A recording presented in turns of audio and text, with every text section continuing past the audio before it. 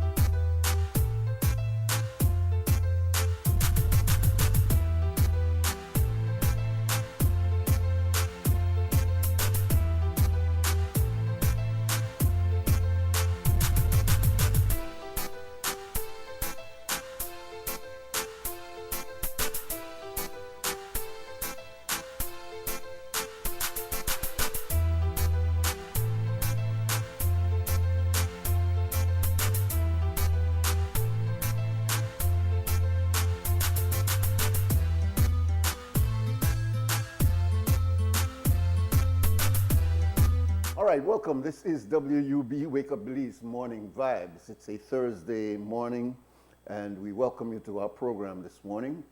I'm Nuri Muhammad, and you know we go through certain steps, which begins with a look at the weather, which has been nice, cool breeze.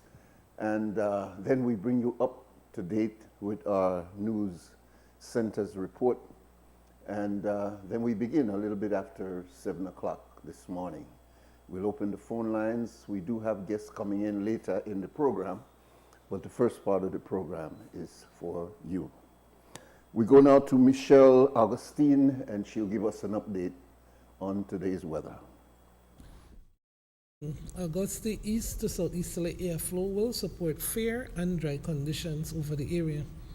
The forecast is for sunny skies today with little or no rain, and partly cloudy skies tonight with isolated showers, if any.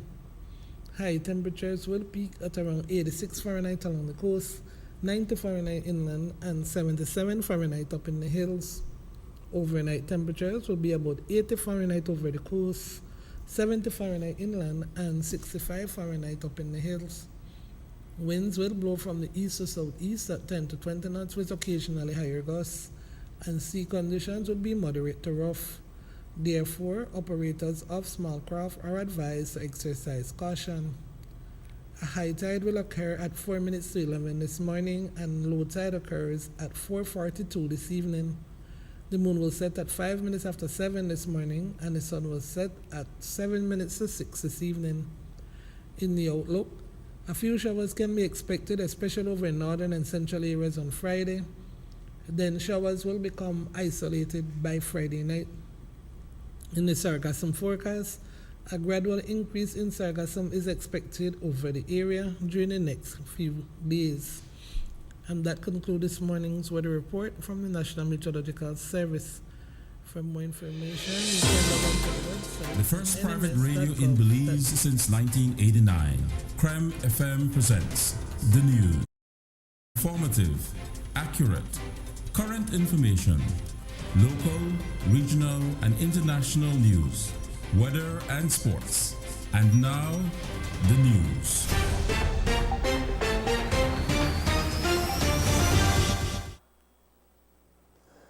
At 11 on Wednesday morning, High Court Justice Tawanda Hondora started hearing the applications for injunction in the new constitutional claim for redistricting to happen before the national election, general elections.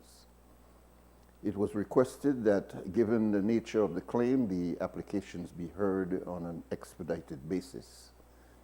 The hearing was almost adjourned due to a technical difficulty of the claimant's attorney, senior counsel Anand Ramlogan, not hearing the judge clearly.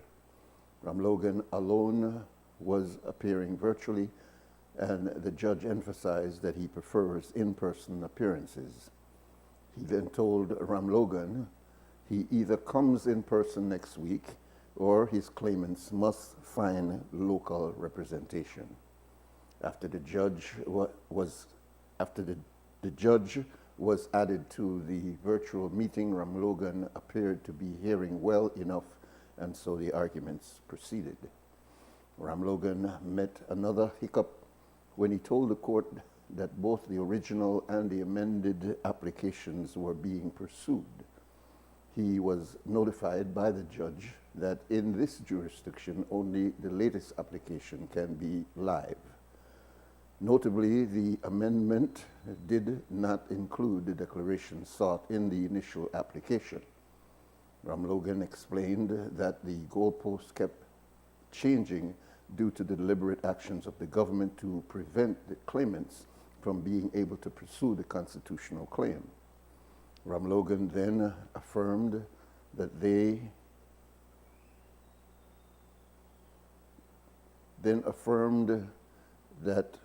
they were merely trying to keep up. The judge then went through an exercise to clarify what reliefs the claimants are seeking.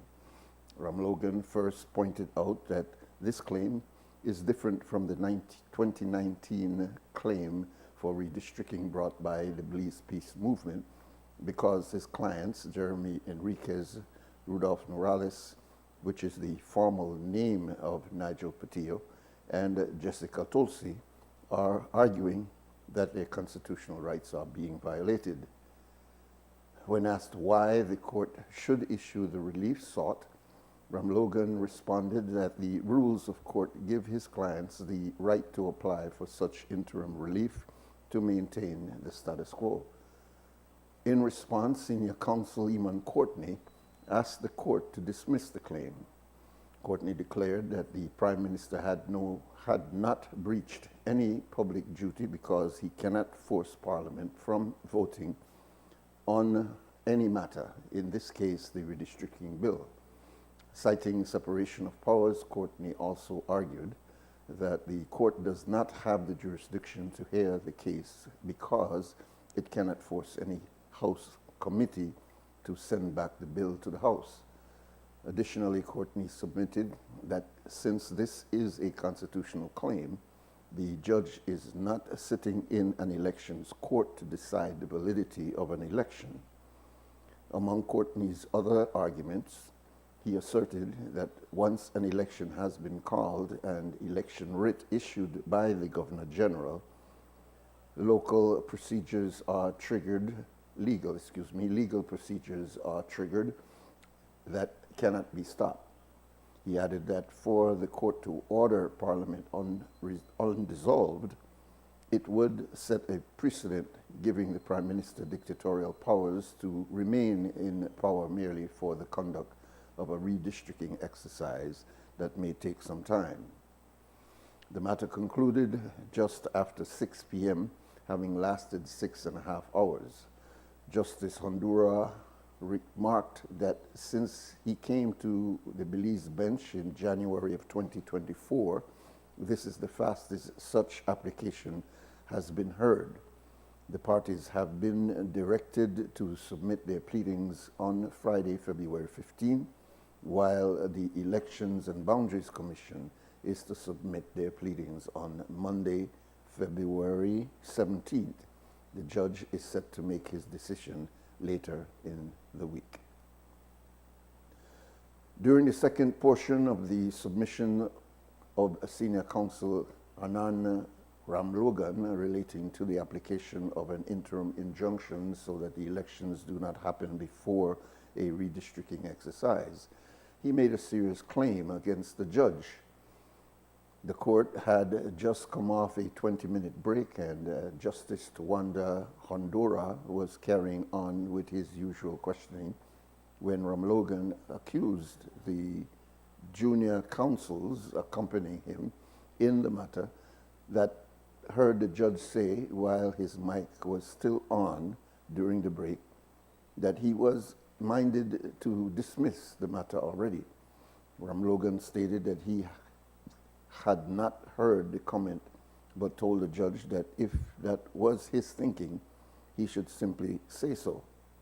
The defense reacted in shock, but Justice Hondura claimed,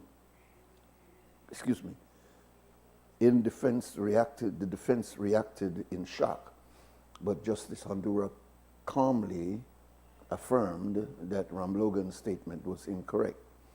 When Senior Counsel Eamon Courtney rose to make his responsive submission, he informed the court that he would make a complaint against Ramlogan before the Judicial and Legal Services Commission, given that he accused the judge of judicial misconduct and did not apologize when the judge indicated that he was incorrect.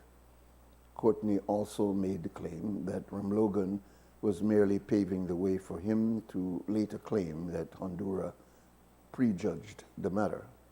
Ramlogan told the court that he had no issue going before the commission, but requested a copy of the recording to be able to defend himself. He did say that when the judge responded that the claim was incorrect, his response was if that was to hold, if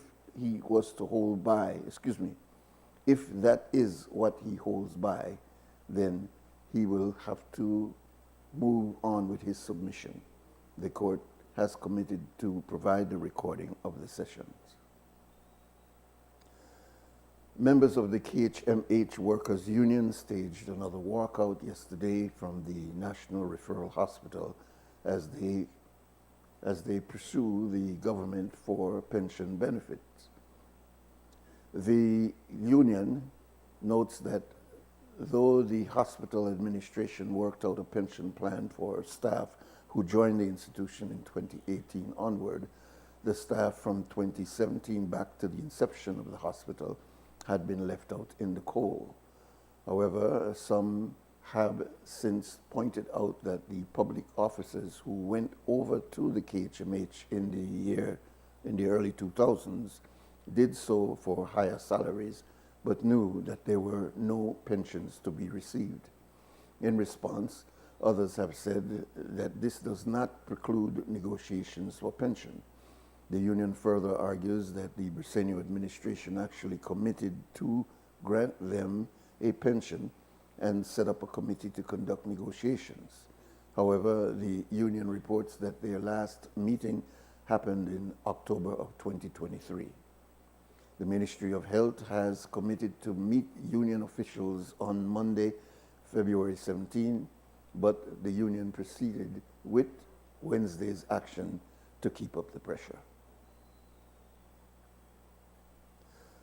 The Belize City Magistrate Court had to be closed on Tuesday due to a mold infestation that placed the health of the staff as well as the public at risk.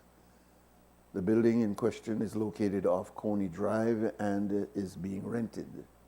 The court was relocated from Treasury Lane due to the damage from Hurricane Lisa.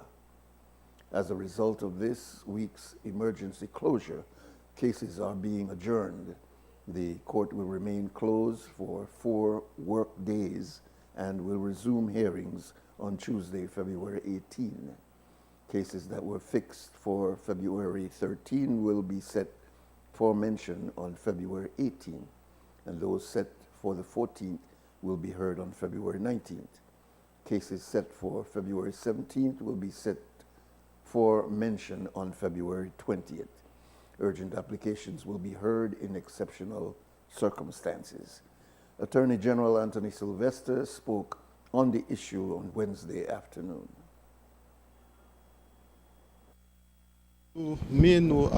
Whilst the judiciary, the Attorney General's ministry substantively has the responsibility to facilitate provisions of and allocations on a day-to-day basis where we wouldn't necessarily be attuned with what's taking place. But late last week, I was apprised of the situation with respect to the mold infestation, and obviously the decision to a decision was taken to address the matter, and so yesterday I'm speaking with the Chief Magistrate, and of course after she consulted with the Chief Justice, a decision was taken that there would be the closure of the court until we've sorted that matter out. That they will never come back here to these buildings? Yes, so these buildings, they're actually belong to the High Courts now. Completely. So that building over there will be for permanent? No. That is just a temporary facility. The government, you may recall, there is still plans, but of course, it's all subject to the will of the people. The will of the people. No. The complex after the Mall Street was set to build a whole lot of... Exactly. No, that's my point. But all of that is dependent on the will of the people, and if the government were to be re-elected, then that plan would actually continue. There are reports that there is a similar situation at the Magistrates Court and Family Court in Punta Gorda, and Sylvester said that that issue would be addressed in the new fiscal year. The Ministry of Labor has constituted an essential service arbitration tribunal following the 21-day notice given by the stevedores that they will engage in industrial actions against the government-owned Port of Belize Limited due to an impasse in their negotiations for a new collective bargaining agreement. The notice was sent by the stevedores' bargaining agent, the Christian Workers Union, on January 31. The chairman of the tribunal is attorney William Lindo.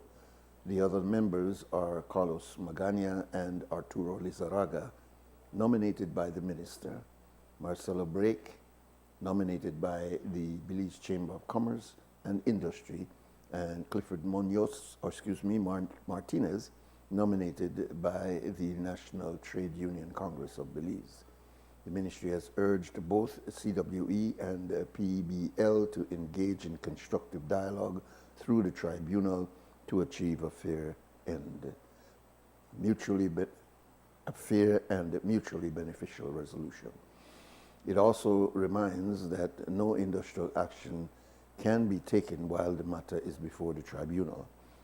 CWU President Leonora Flowers has said that they have not generally had good outcomes from tribunals, but says that they will abide by the law.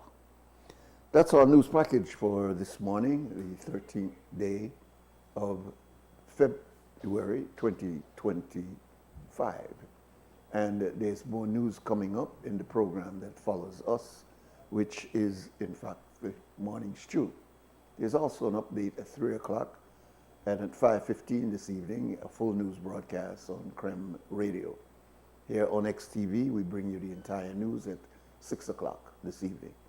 It's now 7 minutes to 7 o'clock, a short break. We come back and we'll open the phone lines. The first private radio in Belize since 1989. The news. Informative, accurate, current information.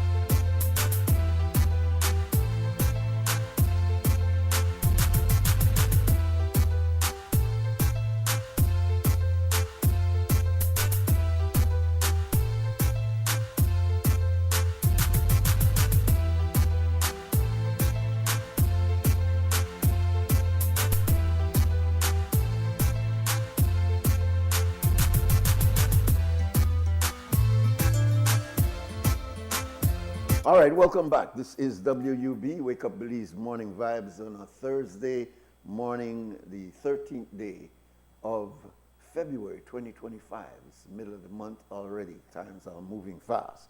Anyway, for the first part of the program this morning, we do have phone lines open.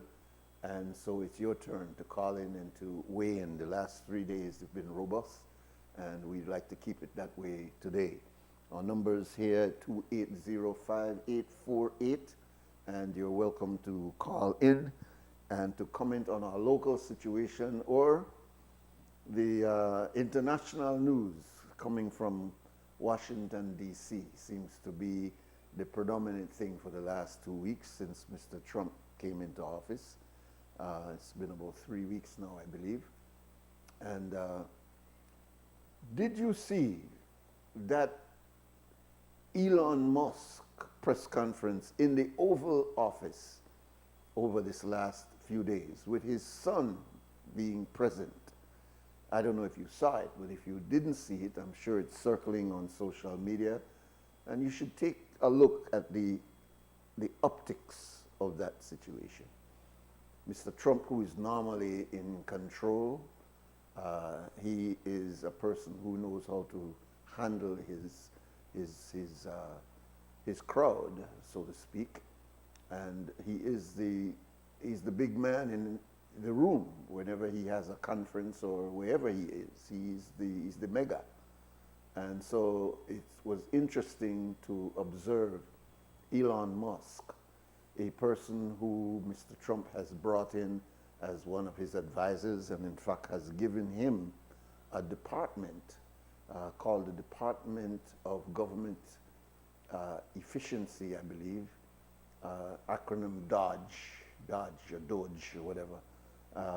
But the man Elon Musk, who is said to be the wealthiest white man in the world, has significant control over the optics when it comes to Mr. Trump.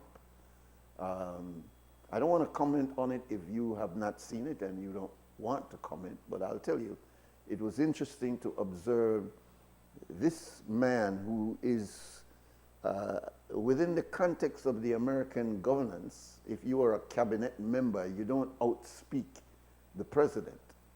You wait, you sit down, you wait until you're called. But what we had with the optics of Mr. Musk moving back and forth and handling his questions that were coming to him from the reporters is that this man has been given a significant amount of power. And it's an area where some people are saying that we need the Musk approach to many of our governing processes around the world, including Belize, I have heard, because of the way in which government overspends. Its bureaucracies have a tendency, and this is a criticism of bureaucracies generally. Our bureaucracy, likewise, is criticized for, taking so long to achieve certain simple things, that layers and layers of government, and each layer has a hustle and a cost. And so at the end of the day, you get minimal result for all these movements of parts, but a high expense. So Musk is not the only one that have been criticizing that there's a lot of fat in the process of governance and that you could trim that fat and get the same results. So he has come in now as the man who has the final say to dismiss a number of persons working in what he considers agencies that are not, in fact, fulfilling their mandate. And so a number of people are being sent home. One of the largest being the USAID, which is $1 billion agency that assists not only locally, but externally, particularly external. It is one of the ways in which the American foreign policy is utilized for health, education, and other areas. Here's our first call. Welcome, caller. Yeah, welcome, caller. Yes, greetings in the name of Allah. Yes, sir. Salam alaikum. Wa alaikum assalam. I noticed that they have a repertory of people which they want to call the most rich or the most millionaire, because throughout the time of years, decades, they always come up with a new millionaire. Like there's always somebody new as the one they want to be at the moment. But I recall it was Jacob Rothschild was supposed to be the most millionaire in the world, but now they have this Elon Musk. Now, the point I wanted to... There's been a lot of people since that time. The Rothschilds go way, way, way back to World War I and World War II. And since that time, you have had a lot of mega millionaires, but they just have not gotten... The difference, caller, is that Musk is on the front, in the front. Business and the economy and the captains of the economy have always been the ones to run the country. Despite the fact that the politicians are in the front, they cannot run without this thing called money. The economy is most important. So you could dazzle people, but if you can't put up, then you end up the shut up. And so business people have always been in the background. But with this particular administration of Mr. Trump, they seem to be moving forward in the driver's seat so that you understand now that a business run this country. And a business, and we want to run it in a businessman-like way. And so maybe, and this is just my way of looking at it, it could be what we're seeing being advanced. Well, I recall up to about 2015, they were still bringing up on YouTube. I could have, my vision was good. The same was shared. But anyway, what I want to share with you is that the same man, Donald Duck, I call him, he brought up that he wanted the files of the Kennedy brothers and Dr. Martin Luther King Jr. That is very curious to me. I think he's trying to find out who is committing assassination, because like Bob Marley said, man to man, we don't know which one to trust. And finally, last week, if you remember, we mentioned about the human trafficking and so on. They mentioned that some of these Indian people work for 5 years and then have an opportunity to have a store, of their own and so. Right. And I agree with that, but I could also remember being around in the city of Belize, especially. I never see any of these black Indians have a store. I always see a group of them come, work for the time, they disappear, and a new group come in. Can I say this just based on that? And some of our people might not be sensitive to this, but within the Indian subcontinent, you have a range of hues of color. Some that are very, very, very light-skinned, and some that are very, very, very dark-skinned. And you find that in the Indian population, some that are very, very dark, and some that are very, very light. I tried to talk last week, maybe I didn't give enough quality time to it, when talking about this group of people called the untouchables, or the Dalit people in India, who are very dark-skinned people. There are no light-skinned Dalit. The Dalits are all dark, black-skinned persons, but you can see from their hair that they are not Afro, as we would refer to African, but they are straight hair. Exactly. All right. So when you look at the population of Bangladesh, you will find the same thing.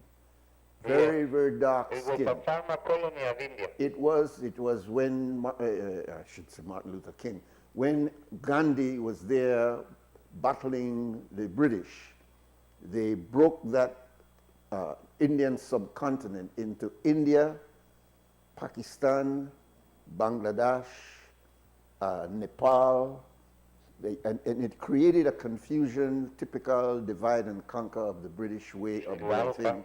They created that. And Sri Lanka, yeah, also that area has the government of Sri Lanka, you're right. And so I'm saying all of that, Ramadan, to say that you will find many Bangladeshis, especially in Belize City, that have business and then darker than me and you. That's right. You see what I mean? But They're you know darker what than. is sad? They're darker than me and you, but they don't recognize us. They rather go towards the Hispanic people before try to come towards us. Well, that's not been my experience with them, especially Well, I since. meet a lot of them, we share with a lot of them, but when I observe them, how they operate, Yeah. I watch them because they are the people, they will not take a Creole woman for wife for sure. But they'll go and take a Salvadorian woman, they take a Guatemalan woman, but they won't take a Creole woman. Well, I don't go into that part, but I can tell you that many of the Bangladeshis here are Muslims, and Yeah, of course, but I know that too. yeah, and many of them treat us with great respect, Belizean, Well, black people. I don't complain about that. I feel that too. Yeah, I and live that. I not to try to take up for anybody. I'm only saying that from my observation, and what you're saying is a phenomena that has been discussed many times because we've had Arabs come in here, and many of the Arabs did not marry black women. It's the same thing, yes, I Right? agree. Then you had also the Chinese that came in. Yeah. You know, you've had a number of immigrant groups that have come in, including people from Salvador, Honduras, and these places. And you know, when they come in, you know, we need to watch those patterns and understand what's going on with those patterns there. I see many Honduranians and others who come in, they mix with the local population to the point where you don't even know who the who sometimes, all right? Yeah, the good thing is that when the Afro Central American come and mix, because the Arab people don't want to mix, but anyway, going back and wrapping up, the most important point I want the people to understand is that the black Indians are not given the same opportunity as the Arab clear-skinned Indians. All the clear-skinned Indians have a shop everywhere in Belize City, but not those black Indians. Those black Indians, they disappear because they send them back and they bring a new group. Yeah. All right. Yes. On that, thank you for the moment. All right. Brother Nuri. Thank you. Assalamu alaikum. All right. Thank you very much, Brother Adam, Brother Ramadan. Our number here, 280-5848. And, all right. Welcome, caller. Yeah, I got the same problem is on Bangladesh by King Street and the King side. But today, I'm through the money out around the top. I just don't want to hurt them, you know. Oh. But I do that thing, I think, for me now, but then I need a sentimental person say. I don't want to hurt them, but then they push it. I see what I mean, my brother. I understand you. And if anybody disrespect you like that, I understand. You know, you're supposed to respond in the proper way. You don't want you jump over the counter and beat them up, but you need to be able to find a way. People are supposed to dash money out of you. All right? And all of them have their associations. Now, you may not want to go through that long road, but all of them have their association. The Chinese have their association. Bangladeshis have their association. Indians have their consulate. You have the right to go and complain on this specific person and say, this is the way you did to me on such and such a day. And hopefully they will deal with that. 280-5848, that's our number here. And what we said about Mr. Musk, people have been on the social media pointing out the scenario of Mr. Musk, little 4-year-old boy in relation to Mr. Trump. Welcome, caller. Yes, welcome, caller. Yeah, hello, brother. Yeah, welcome, brother. Yeah, man, good morning. Good morning, sir. We got one of the greatest weapons now, we know use it. So we money. Boycott. Yeah. Where did I come with cell phone? We got with money. You know, we could spend that when we want to, not after we could spend it when we we want. At that time, we take a lot of shit. We have to start panicking at this country. A lot of time, that the business to run this country around Nuri. Business to run the world, brother. Yeah. And I really take lick because a lot of the time, our elected officials, look where they go, look where they tell you. Also, our merchants, I say over and over, they are merchants. They in every business across government right now. Every one of them in a business. So they are profit driven.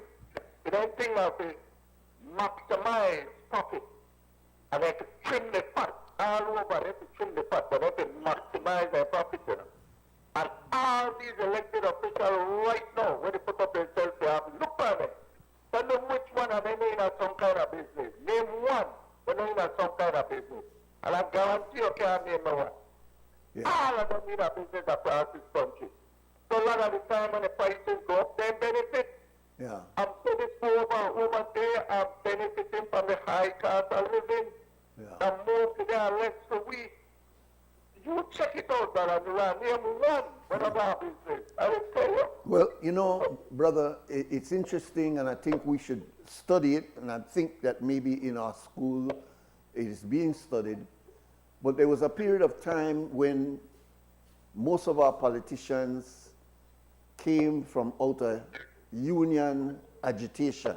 The original politicians in the Caribbean came out of fighting against the colonial system and picketing them here. We had heroes like Antonio Sabaranes and Mr. Clifford Betson and so many others that fought the fight.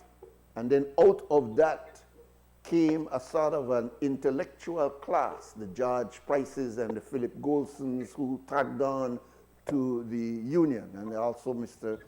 Pollard, and there were many others. But the early politicians in Barbados, in Trinidad, in Jamaica, and really throughout the region, were coming out of a labor movement. They were coming out of the labor movement, fighting against the colonialists for the conditions that they had us in, fighting against the business people for the conditions that they had us in. What condition? The condition of slavery and into colonialism was to take as much as you can back to the home country and just leave only sprinklings here. And so while we were making England rich, we were here starving, man. We were here, especially after the natural disaster of 1931. I mean, it devastated Belize.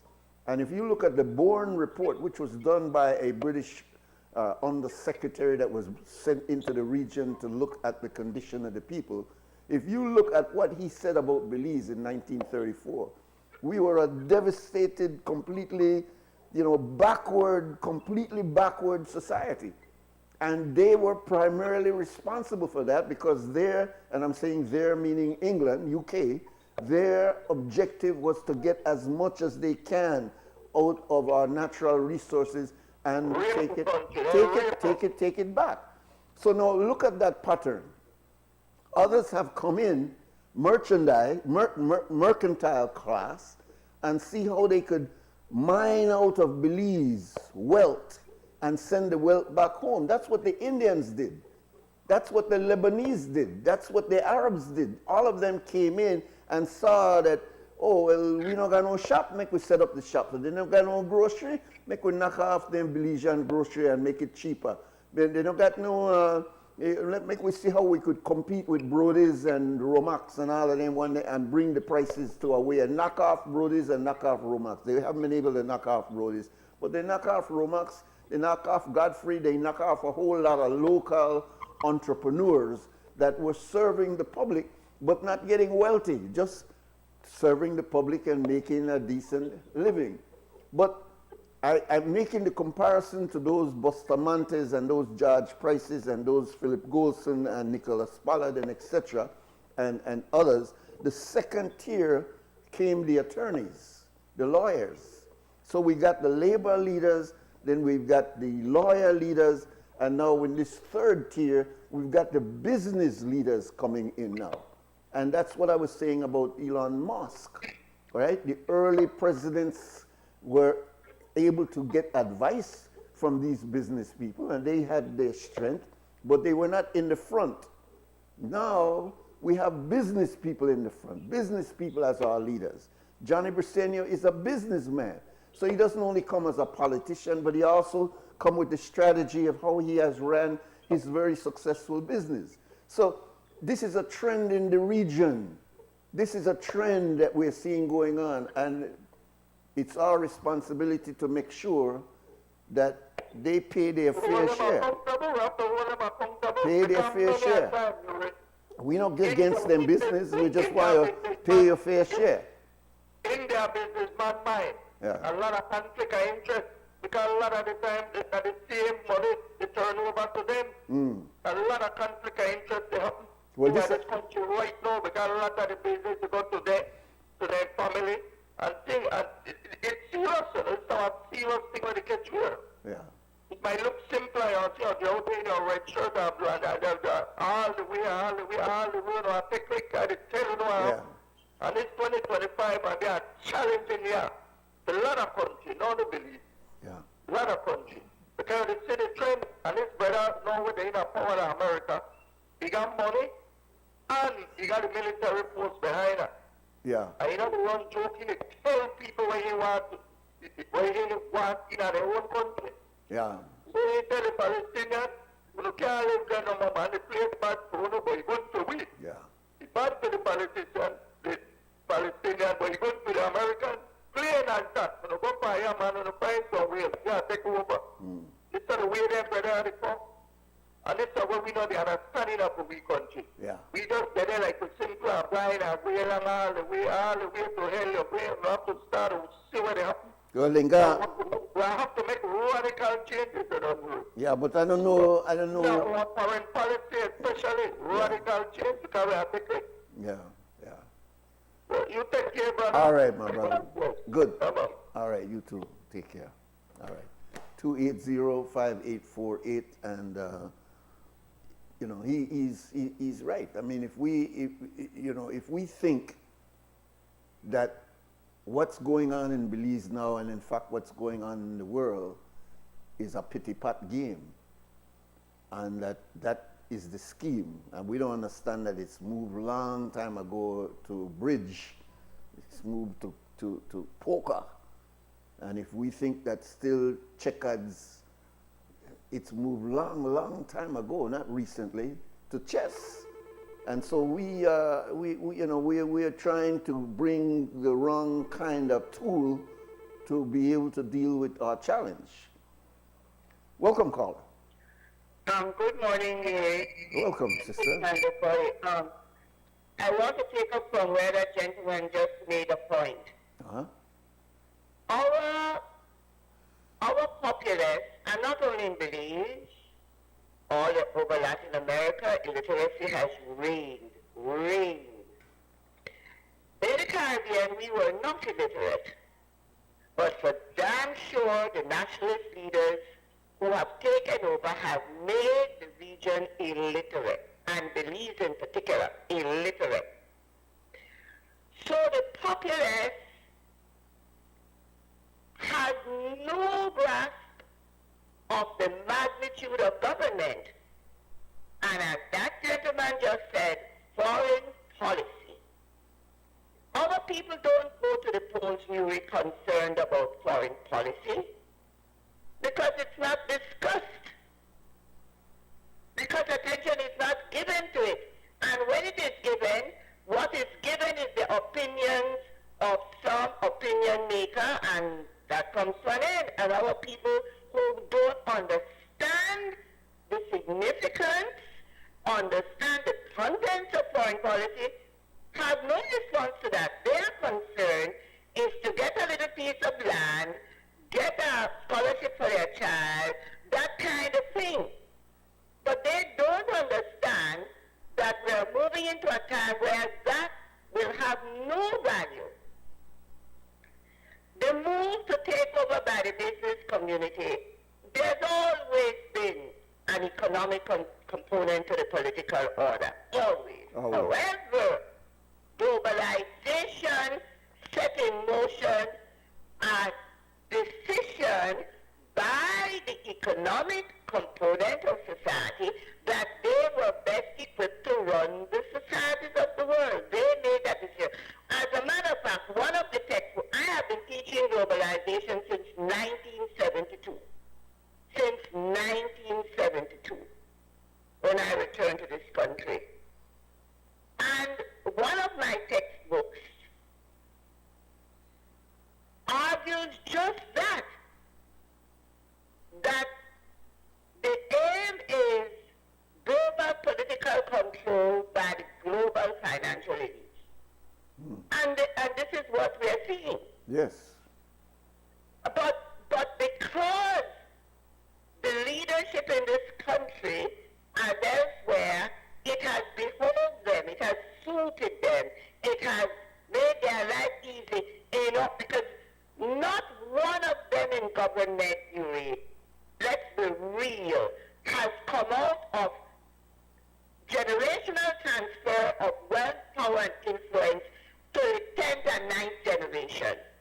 A couple of them have up to the 3rd generation. And I don't mean that there are people who have run in politics or been elected. They have been appointed and all kinds of things. So up to the 3rd generation, they have had some access to power, wealth, and influence, primarily power and influence, and now they are converting it into wealth.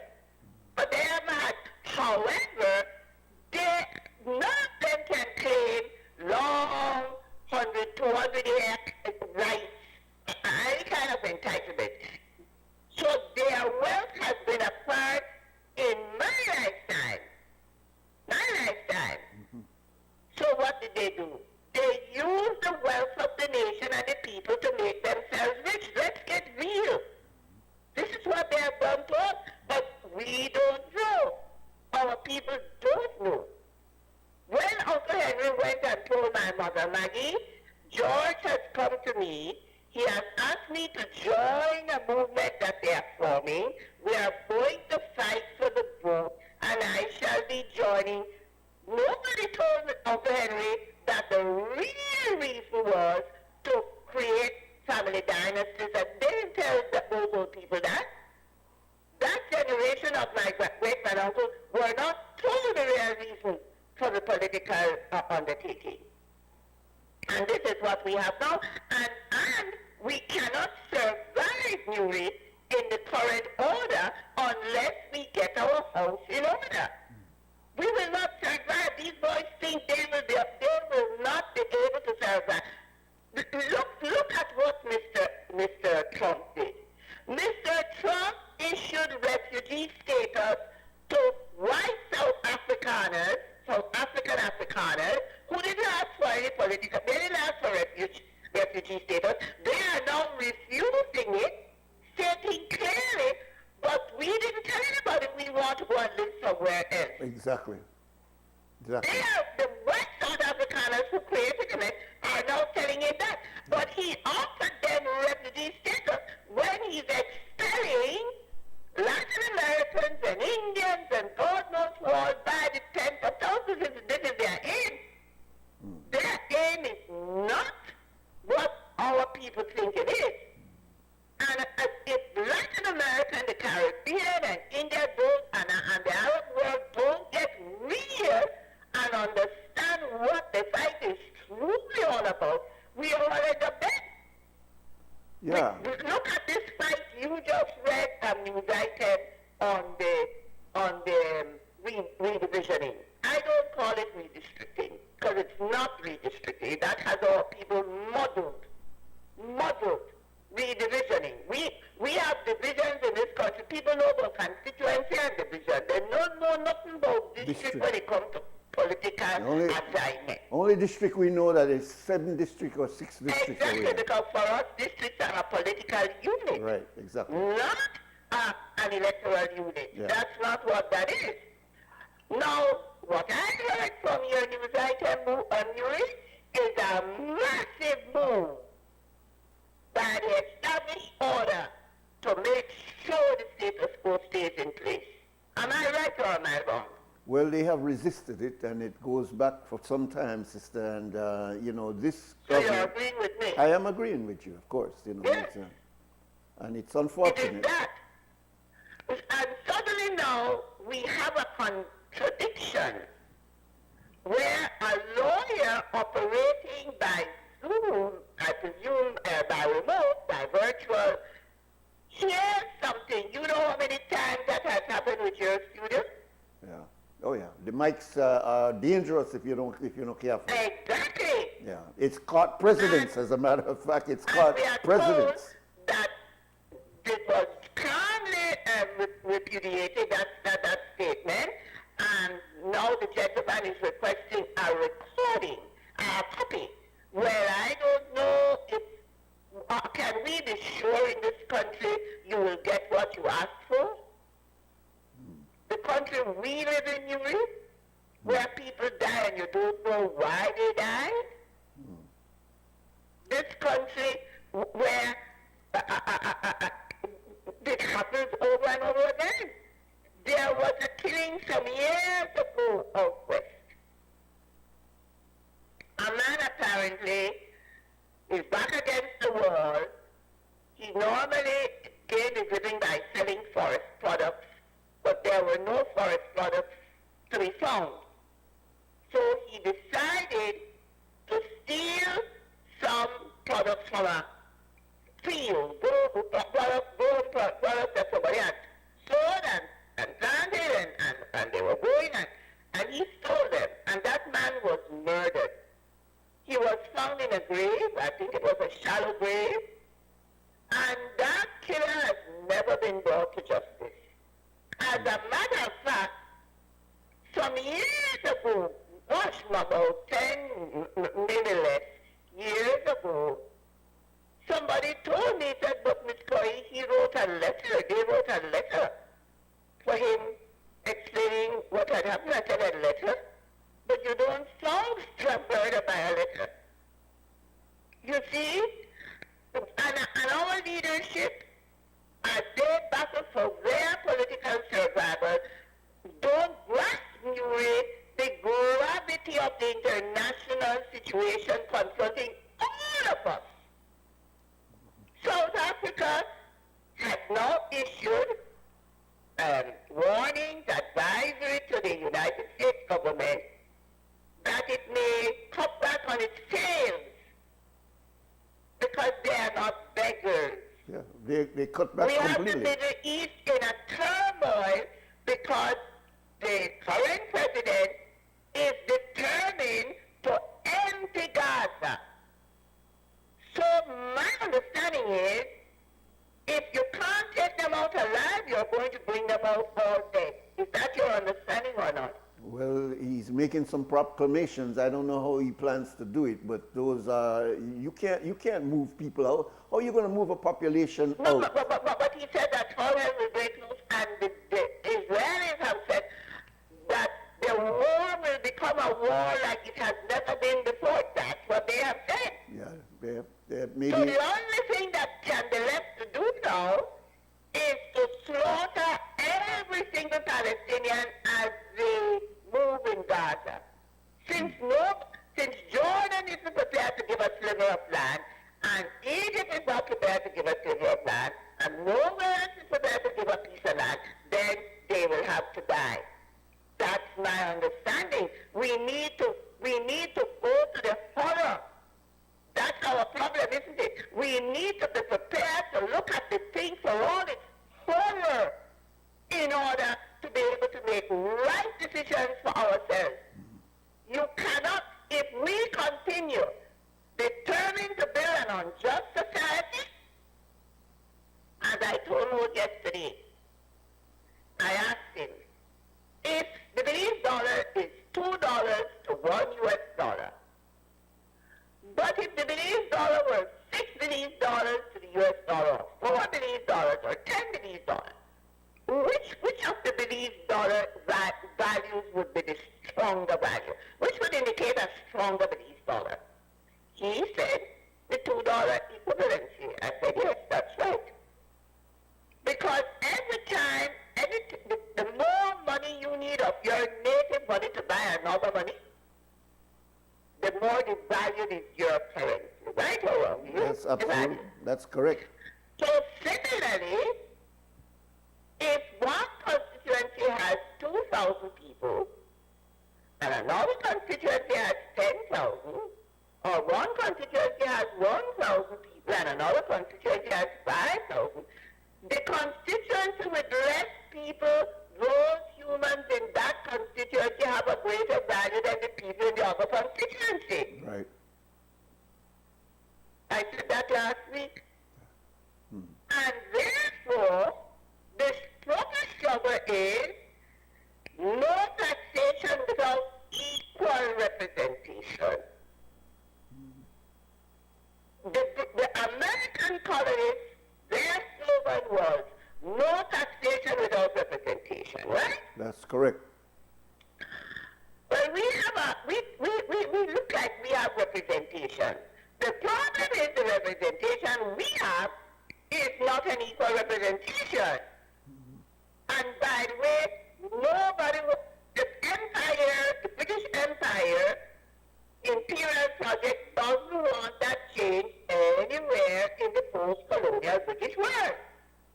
It's only in the post-colonial British world, Nuri, I won't say only. It dominates in the British post-colonial British world that you have a numbered ballot paper. That is our society we have in Nuri. Why? Why did the British, who don't have that for themselves, whose Australian colony was the first to experiment with the secret ballot, it's called the Australian ballot. How come they don't have it? The white Australian people and the white people don't have that, but they have us having it. And our leadership, if they never know Nuri before you told them, they know after you told them. Yeah. But they don't want to hear it. Because politics is the only way they have of lining the bank account. That's the only way. They didn't inherit wealth. They don't have no rich heirs like the British aristocracy had to marry at the end of the 19th century to rescue their bedraggled mansions and palaces. We have that. So now they have to cling to political power in this country at any price and any cost. And the cost is an unjust, unfair society. But while that was fine before you had the present order, this your time will stand like a before time. You'll need to change your walk and your dance, man. You have to change the dance. The dance don't match the time. Yeah. Different music. There's no time for war. Yeah. There's a time for any war dance. Boogie. Maybe this is the time for war dance. It's time to boogie. Exactly. So this is it. Yeah. We have to get serious.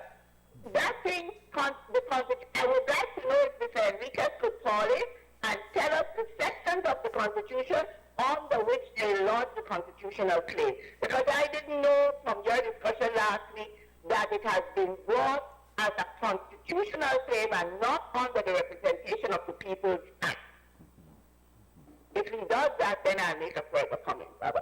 Thank you very much, sister. All right, we're beyond our time for our time check. And this time check at 20 minutes now to 7 o'clock, to 8 o'clock, excuse me, is brought to you by Fort Point Security.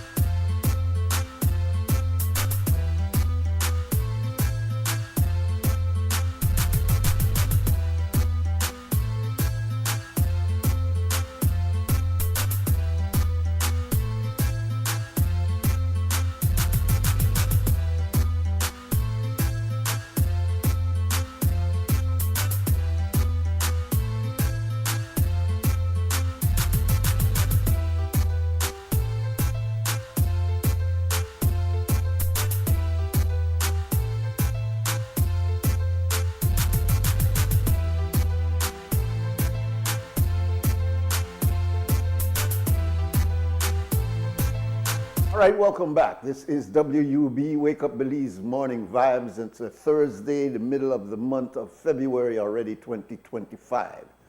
This is the 13th day of February. Our phone number here, 280-5848, and we welcome you to call in and to pass your opinion.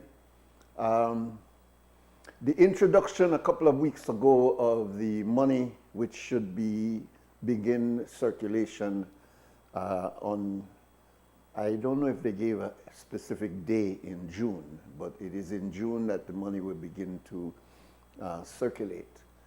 The major fear that people had was that this money may mean that our dollar is devalued. And I think a lot of the information coming out was to get rid of that fear that people had that our money would be devalued from the peg of 2 to 1, that suddenly we would end up being 4 to 1, 5 to 1, 6 to 1, or as Ms. Coy was intimating earlier, that we would lose the value. But you're losing the value of your money also has to do with inflationary costs, because if your dollar is only able to buy a certain amount, and when you go the next day, you can only buy far less with that same dollar, that is a devaluation. And so devaluations economically around the world, we have this devaluation thing from the 1940s that the British may devalue our data. So that's the way we think about it. But devaluation in the economy does not go based on your peg. It goes on your cost and how much you can get out of your dollar. Yes, welcome, caller. Morning. Yeah, morning, sir. For Nuri, Yeah, my brother. people work on for our next country. Come in this country, make big money, control the food, control the fuel, everything in this country. People come in and listen to me. We put some man there to work for we. And then man, most of the time, they go work for themselves, and they don't notice that they give this country. Because right behind the PUP government, look on it. Let's go retract back 13 years on the UDP. Everything written on the UDP. No anti-corruption law, no sign. None. So, what PUP did before that, he just gone and sweep under the rug. No, what UDP do, he gone and sweep under the rug. This is where I think the economic hitman got to our Prime Minister. He has his 4 years, and we only have the Belizean people to blame. If they say everything we go up wrong, we have these big buildings, but none of it. We have all these nice big buildings to go up throughout this country, and none of it we don't have a decent housing program. We'll talk about the UNCAP we signed, and the Prime Minister Zero.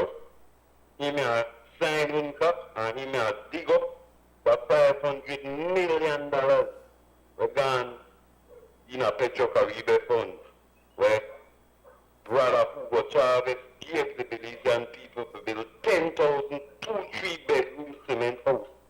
The people who is screwy every time, that the same people who we call we countrymen. But again, I got the Belizean people to blame. We sit down too much. We war with each other too much. We quarrel with each other too much. We rob each other too much. We witchcraft up each other too much. We spill the blood on the street each other too much. And the Chinese and the Hindus never nothing against them. But again, how they get there, we have to blame our own countrymen who will vote in every 5 years. We just give them all the rights when they want, give them the time, because I will say, Mr. Barrow, when you get in the first 5 years, Mr. Barrow, every Chinese shop will open, where you don't put our government shops out of that. Because if they China pack up and go tomorrow, if Mr. The president of China tell all Chinese come back and have a plan. Cool. Or their family or this or that will happen to them because the Chinese are know, but I think they are not Brexit then. I think the same man there will go for the Jamaican teaching and the Jamaican teaching and the Jamaican this I can't believe you come back with their mind switch up against the people. This country don't have nothing, this country dark. This country dark. I don't see nothing where PUP do and me not talking where UEP. Because listen to me, God don't kill that party and that party reform itself. And God will reform it. But PUP to play last. PUP to play last like they don't know what the hell they're getting left to do. And they should remember that the revolution put them there. The revolution have the ideas. We have the ideas to build the people. We only have 400,000 people in this country.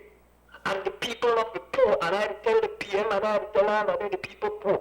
Yes, Mr. President, me love you, everybody a piece of land, good give you more than because I respect you. I respect Mr. Kabir Musa to lower the murder rate. I respect these people, but at the end of the day, certain people in revolution, they watch and they know they're fake. We don't have a bus terminal in this country. We don't have a youth movement in this country. We don't have decent lighting for the streets. With the people, remember Mr. PM, remember the people that just come off of 30 years of killing our people traumatized, Mr. PM. The people are still traumatized, And they bring no kind of hope to them because one of them deal with books.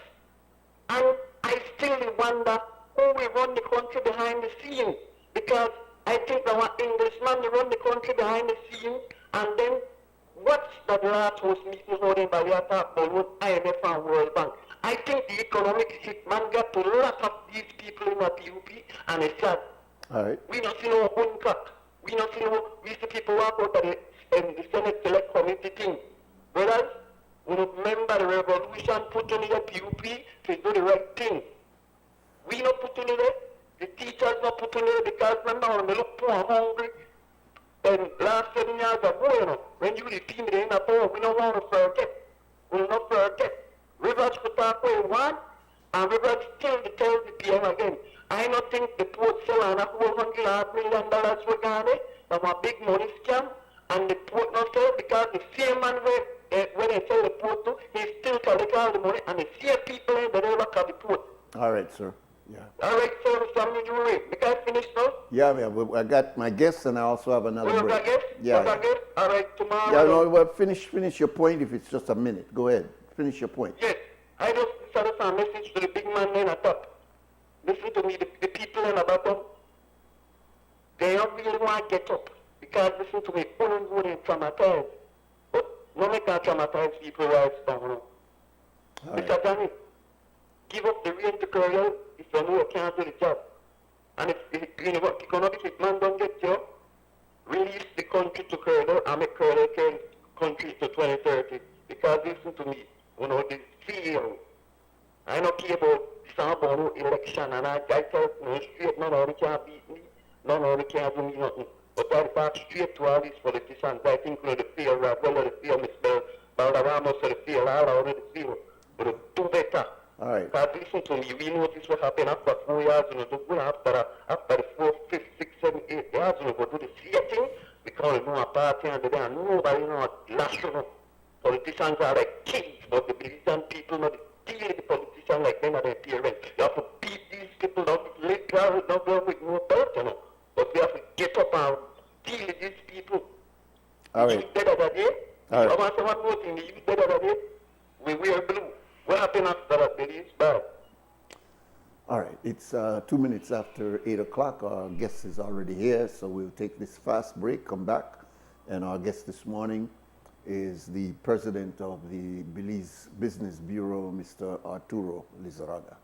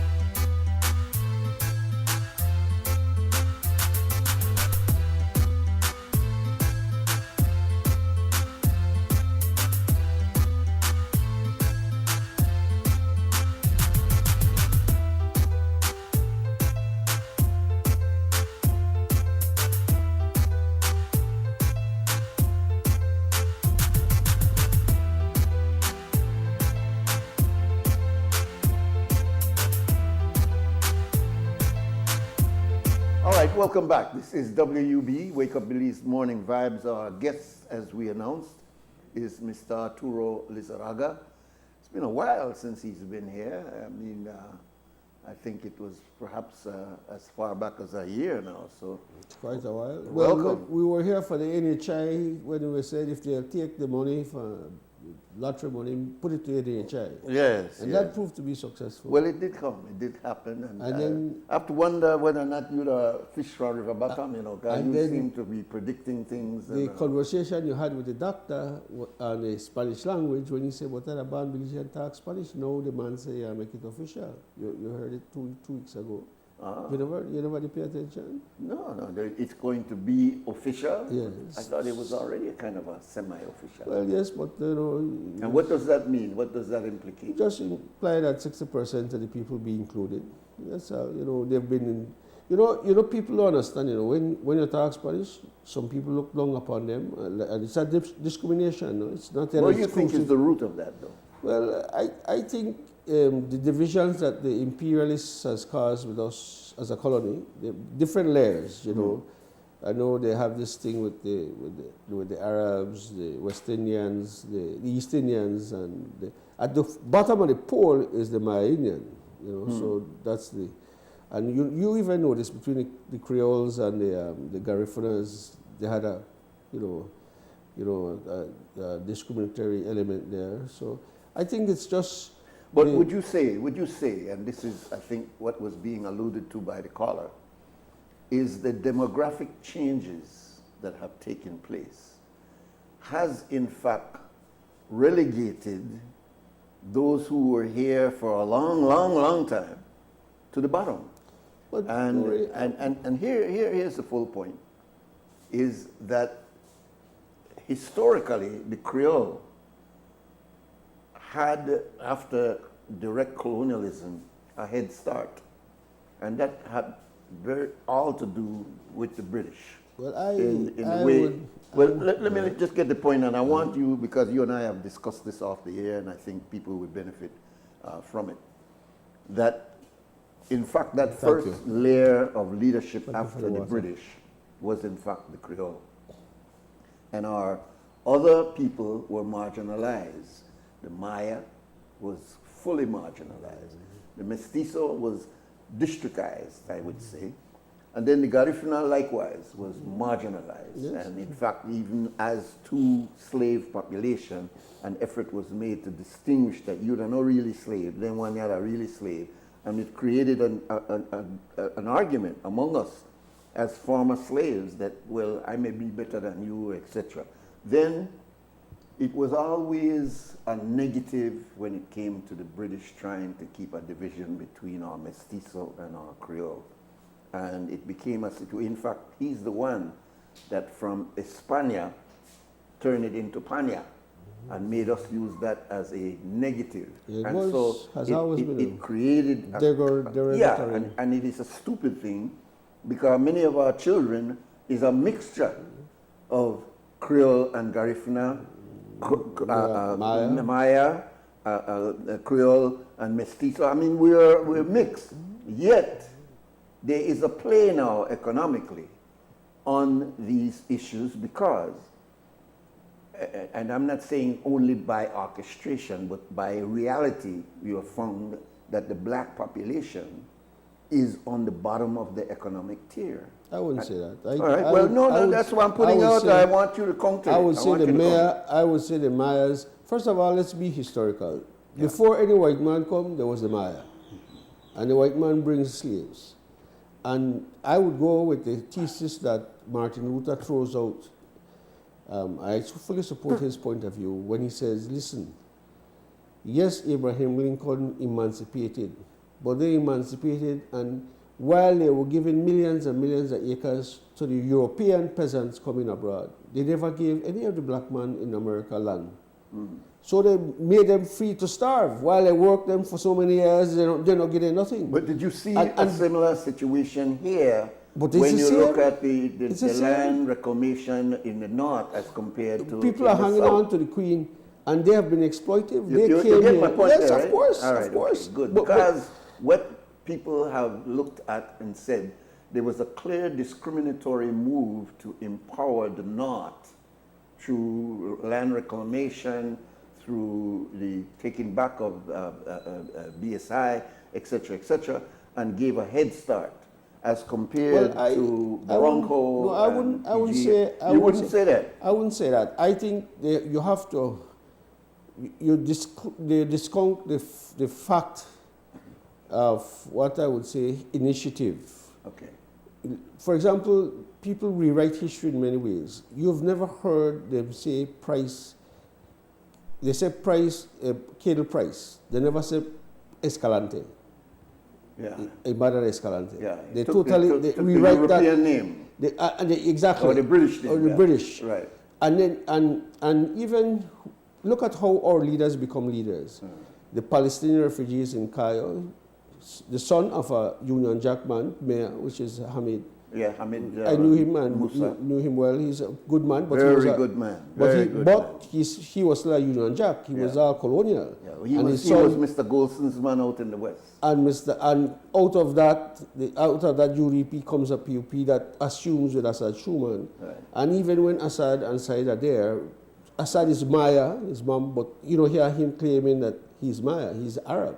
Yeah. And people tend to have this, they choose what is more convenient to them, and they promote that. But isn't that nature that you want to choose what is the better side? Well, what's the sexier side? I don't want the lower survival. side. It's a matter of survival. But I wouldn't say, I think what has happened, we have done a very big disservice to our community by dividing ourselves. Right. Afro-Belizean, Maya-Belizean, Mestizo. But it was done to us. But no, and then we have perpetuated it, but it was done to us. We did it to ourselves. Because one of the big issues we have, unity is a Belizean. What is a Belizean?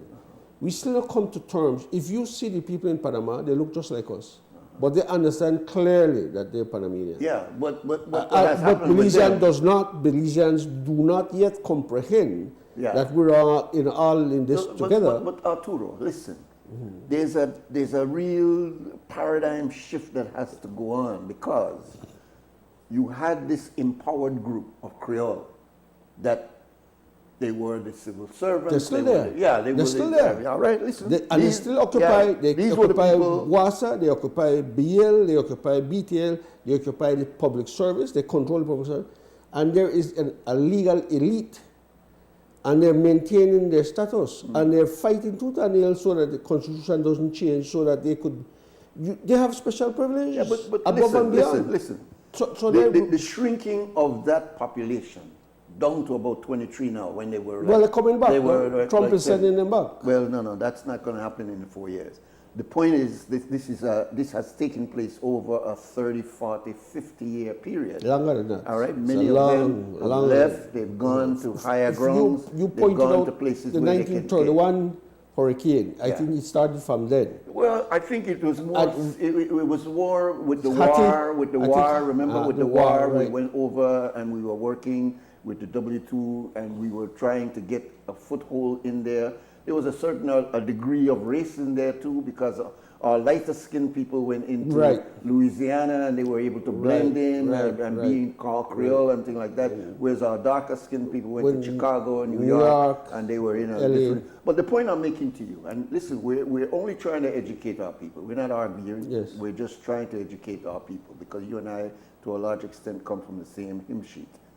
The reality is that there is a great disadvantage today in the black population. A lot of it has to do with our own dysfunctionalities caused by ourselves, but also it has to do with the levers of power. Clearly the levers of power now are shifting, and the same way you pointed out in Panama. In Panama, 80, 90 years ago, the majority population was dark-skinned people, black people, West Indian people, and then you had our own indigenous Maya people in that area. But the mestizo was a very small population. But as they start coming from Ecuador, as they start coming from Argentina, etc., they built a strong economic base. and marginalized that black population in Panama. And I've studied it closely because I see a similar situation happening here. That black population got increasingly marginalized with the acceptance of their minority status in Panama. This group is going through a very similar thing of 70 years ago being 75% of the population. And in just a couple of generations now see that they are 20 to 25% of the population. And those who have come in from the Central American region, who are new Belizeans, still are Belizeans, but new Belizeans. 20% Guatemalans. And a good amount of them are Guatemalan, which is another theory that that's they a whole, take over. That's a whole another story. Issue. But the point I'm making, which was the thesis of my point, was that this Creole group, because of division and because of a number of other socio-economic issues, are really at the bottom. I wouldn't say that. Tier. You don't want to say it, but the reality I'm is, telling you I that, live in the streets, no, brother, but and I tell you the reality, I'm man. saying to you, they control the main utilities, they control it, they control the legal system. I don't know about control. Well, I mean, they're employed in that area, but they are the boards, main, but they are the no main components. They have the biggest influence. And in the financial sector, okay, you have a meeting with financial, you see what people don't understand, right? Belize still, right now, Enrique's, the redistricting issue, right, the Enrique's issue, that's fundamental. Belize City still control Belize. 10 constituents. And it's unfair because Cayo is really the larger population. Between Dangriga and Cayo, there is where the people are least. Which is the one reason why people are not that's understanding why the re-sectioning of as the Constitution, so they call it redistricting, why it was not implemented. Well, when this particular government said in criticizing Dean that we need to kick this thing down the road, but give me a chance when we get in, we and do it. But what is the reason why? Why do we want to, both UDP and PUP, want to hold on to this control, this cabal that both UD and PUP have in the Belize district, when they know clearly that, man, you know, you got 2 seats in a Toledo. I will throw you the first controversial gem that because you always want a little bit of controversy when you invite me on, right? Yeah, I bring you here for controversy. Larry Ellis will beat the two DP, beat them like a drum, and that is where the redistricting will come. Mess up. But that's because of the strategic move on the part of one of the parties that said they want to put this money in the car, they want to beat Mr. It has nothing. Yes, man. Mark, they have said it clearly. Ms. Tega has said, look, we know that the move of Mr. Lee Mark in there came too late. Well, make sure that Shine doesn't get in there. No, you're the discount. Just like how you raised the issue of the North, you're the discount initiative of the candidate. Let me put it to you differently. You remember Lenny Rogers? Of course. You remember Mess Up? That yes. 45 years? Yes, indeed. All right. What I'm saying, you discount the fact that this man worked. And I'll show you, you'll see the numbers. Lee Mark got there too late to be effective. The problem there, it was Shine. Shine created his own problem. He totally disrespected the people. He abandoned the people. And he focused on, he had this idea that he would run for president. And he was national, which looks appealing on television. But politics, as you know, is won within the division. So in effect, he lost his division. But how could you say that? He doesn't believe that he's lost his division. Yeah, but he could believe anything. But he's on remember, television. It's your belief against his belief. Yeah, but he's on Hulu. I'm not on Hulu. I don't have imaginary worlds.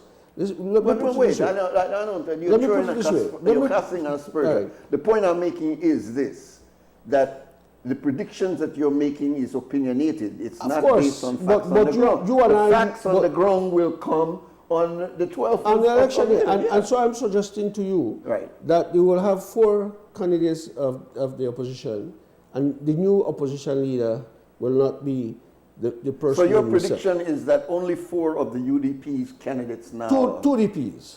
The 2 DPs. It's not UDPs. Well, make I stick with UDP. Because they're still the same. Yeah, right. Because we're not clear exactly what the colors will be. Look, Nuri, it was a historic event in our politics when because you know the problem that women has always had. The problem is that the party is a boys' club, and they've always excluded women. As much contribution, Which party is that? both parties, All right. as much contribution as women make to winning elections for parties, they've managed as a boys' club to exclude women. So it was a historic thing when Ms. Tega won as the party leader for that segment. Very historic turning point. And that's why people don't understand that. But it hasn't been taken advantage of. It's a process. It's a process. What I'm suggesting, I'll further go even to say that our constitution, our colonial constitution of 1981, in fact has created a constitutional crisis by foisting a leader of the opposition on the nation. Because if it wasn't for that constitutional issue, he would be lost. The party would just move in, the water would swallow him up, and then it would move on. But because of the constitution insists the way it is, right, that person remains the leader of the opposition. It's and that constitutional crisis has been caused by the colonial, because it's still a colonial constitution. The executive, the top person is the king. The PCC could have changed that. But this process, there is no quick fixes, and one commission won't make any immediate change. This is a process of minds and something that you've been engaged in, trying to get people to appreciate that we need a new structure. We need Belizeans need to take the responsibility for their future and their present. You know, this whole process. It's not just a matter of, okay, we'll get rid of the white man, right? But we have to start to develop ourselves. We have to start to invest in ourselves. For example, I know there's a lot of hate against the Chinese and the Arabs and the Hindus, right, in terms of them coming here. But we also have to understand, and that's why when you raise the issue, I'm saying it's a part of what we have to assess what we have properly. Like when you get up in the morning, you give thanks. It's a part of taking an inventory. Yes, the things might be bad, but what do I have that is in my advantage that I can use? And I think that process, the nation itself has to go through that process. It's difficult to get a group of people to do that. But the changes are happening before our eyes. No. Tracy has managed to become a party leader, right? And we have in the redistricting, which means that the power moves from Belize City to Cayo, because Cayo will have the most of the delegates. Well, you're making speculation. But I'm saying here that you're saying that Tracy has moved into the leadership position, but according to that same constitutional claim, in fact, Mr. Barrow is the leader. It's a paper. It's a paper but title. You can say people all you want, but it goes back to the Constitution. And Nuri, that's exactly the claim that he has made. Nuri, United Democratic Party. But let's go. Suffers on they are two parties that have not gotten the internal thing together. So it's very clear. But of course, politics in 1 week can be a lifetime. So we don't know. And I'm coming up to a question. Do you think that between now and election day, that there will be any change in the UDP in terms of correcting themselves and deciding, guess what, it don't make no sense? There's no way that we are win? No, and I'll tell you why. All right. You, more than anybody else in Belize, know both Musa and Barrow very well. You've worked on both of them, and you're very close to them in terms of how they think.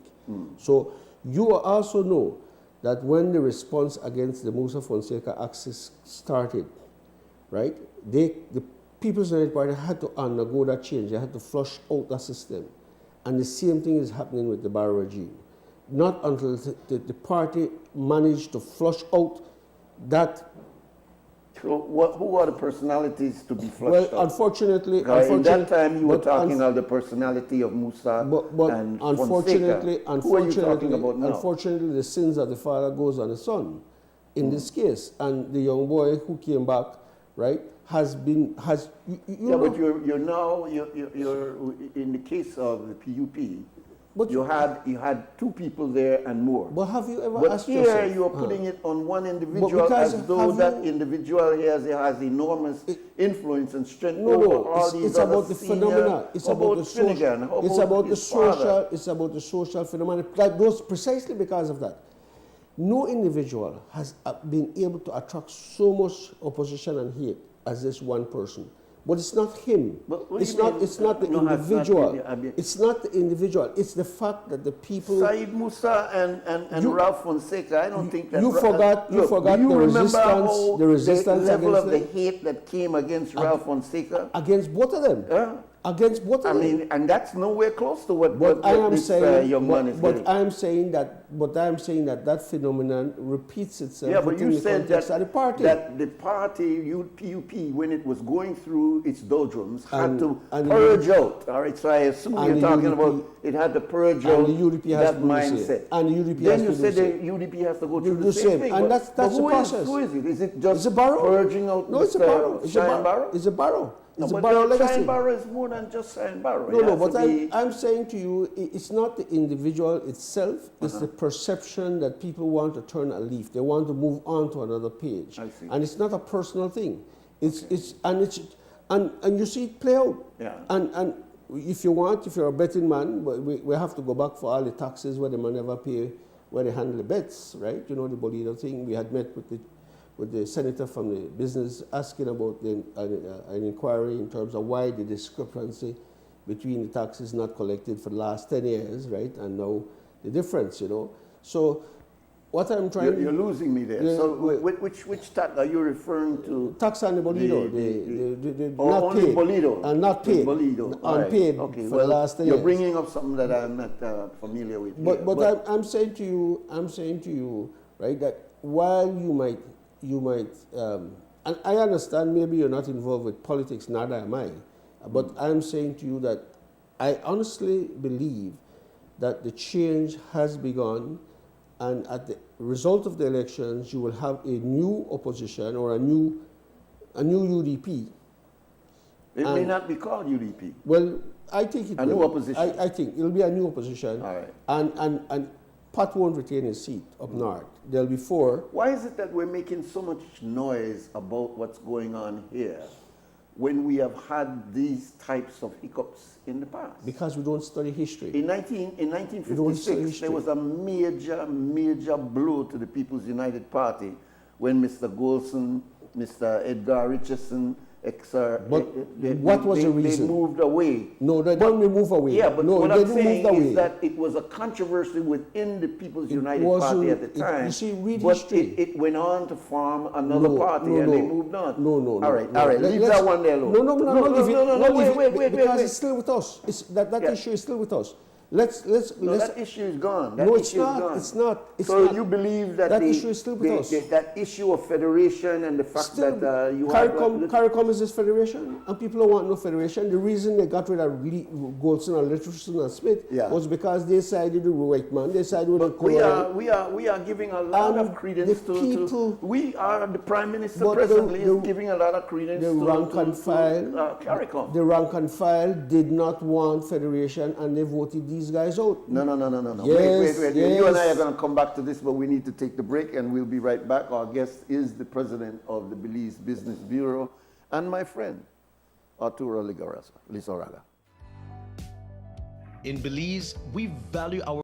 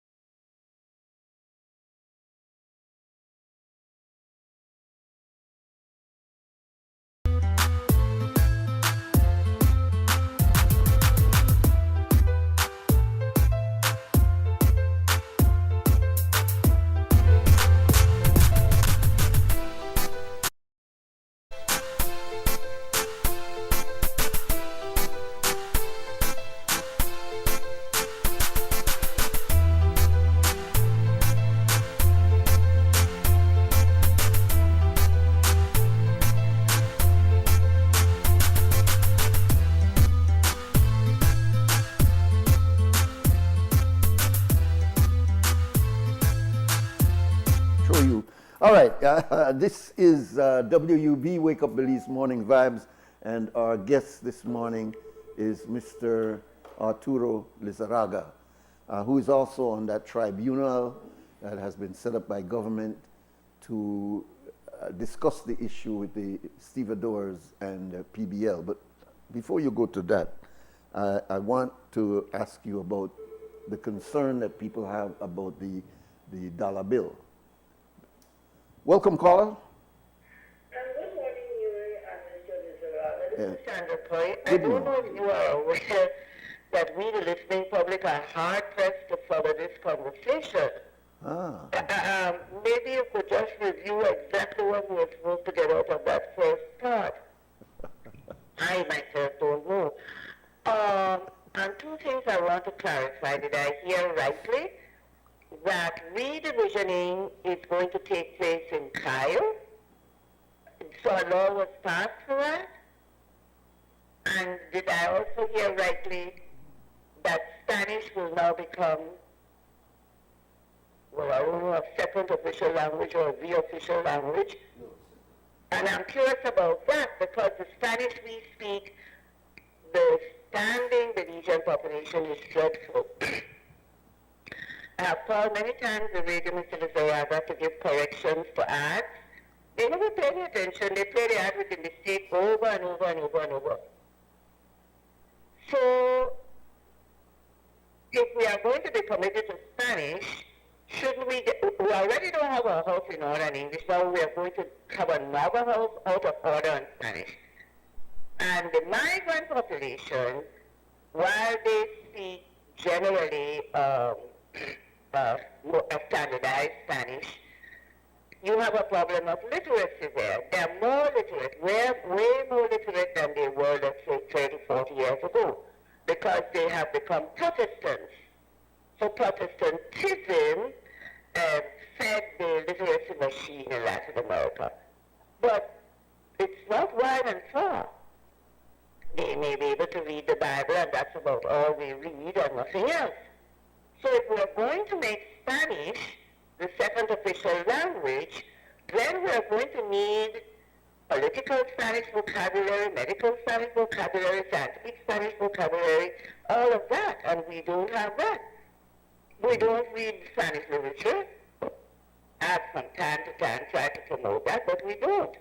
So I want to clarify. We really don't. You all were discussing as though you were discussing, in your living room, and so I myself I've had a hard time following the discussion this morning. But could you clarify those two things for us? All right, thank you very much. I must apologize because, in fact, I'm treating the conversation like a conversation that Arturo and myself would have, argumenting. And, it's over 30 years we've known each other, Sandra. And so maybe it did become a more living room kind of conversation. And I apologize for that because when you listen to these shows, you're listening to get facts. You're not just listening for people's bantering back and forth with their opinion. So my apologies come out for that. And I'll turn over to Arturo on that second point because I honestly have not heard that Spanish is going to be accepted as an official language of Belize. On the first issue that Dr. Coe raised on the redistricting, what I was suggesting there was that Belize City has the most disproportionate amount of seats, and therefore when they lose the number of seats, more seats will go to Cayo because Cayo has a larger population, and therefore they will acquire more seats, meaning the power will shift from Belize City to Cayo because of between Dangriga and Cayo because of the number of the population, the voting population. Which will include Toledo likewise. Right. So the shift goes out west south from Belize City, not north. And that's one issue. The other issue is I've heard the PM made an utterance on the issue of the second language, and it's something that has been debated in terms of the usefulness of having another language within the community where we live geographically. So, but I also believe that will come with the constitutional issues that will come up. Yeah, which is another area. I'm not sure we're going to be able to touch all of these things today. Welcome, caller. Yeah, caller, welcome. All right. So, so we've corrected those areas, but I wanted also to look at this upcoming tribunal that you are a part of. Are you free to discuss it? No, honestly, I have no information. I wasn't given a Do you know brief. what your mandate is? Well, I will know within an hour. I see. I have a meeting, so I don't know. All right. But this is an ongoing thing between the stevedores and the PBL now in the control of government. And they're asking for the same thing, a collective bargaining agreement. Welcome, caller. But again, Mr. Zawaba, I'm trying to get this straight. So they have made a decision to do the redivision. I don't use the term redistricting. I use redivisioning because that redistricting, we have political units in districts, and so we now use that to mean electoral units. But they have said they're not going to do that, Sandra. Has the decision been made to redivision, and so when they do it, then believe. You said, I understood it. When you first said it, I understood that something was going to be happening. Right. So now, what are we to understand? That you think something is going to happen, or theoretically, if this thing happens, this is what will happen? I don't know. Which one is it? Well, both. I think that they will go ahead with the exercise after the elections, but I also think that if it happens... You think that they will what? They will go ahead with the exercise of redistricting and trying to have equity of votes. And I think if that occurs, based on the voting population and where they're located, that the power base will change from... So they will go ahead with the redivisioning prior to the election? No, after the election. That's what needs to be after the elections. But then, Mr. Lizaraga, that's what they said the last time. Yeah. Yes, but that's what they said the last time. So what's different? What grounds we have to believe then that they are going to do it? They will have no grounds because they in fighting the other crowd, they said they would do it differently. They haven't done differently. So, and why would they change, Mr. Lizaraga? Well, because when you have to manage only 2,000 people, man, you have a clear path. But when you have to manage 10,000 people or 15,000, and they know that the call is a just call. You know why they know? Why did they change the amount they gave the constituencies for Christmas? Why? They have given the money for constituencies for Christmas, if I understood it rightly, according to party. Then they changed it, this crowd a little bit. But this last allocation was given according to size. Why? So they know that size on equal size equals inequity. They know that. So why don't they do it by somebody like you who have evidently access to the political powers? I don't. Why don't you urge them to do the right thing, Mr. Lizaraga? For the time we are living in, the right and correct, just and fair thing. They are not doing that. If they go to election with the same structure, man, they don't want to do it. Look at, they have done it before, you know, Mr. Lizaraga. They did it in 1984, for the election of 84. When I don't know which division they did, but they changed Freetown.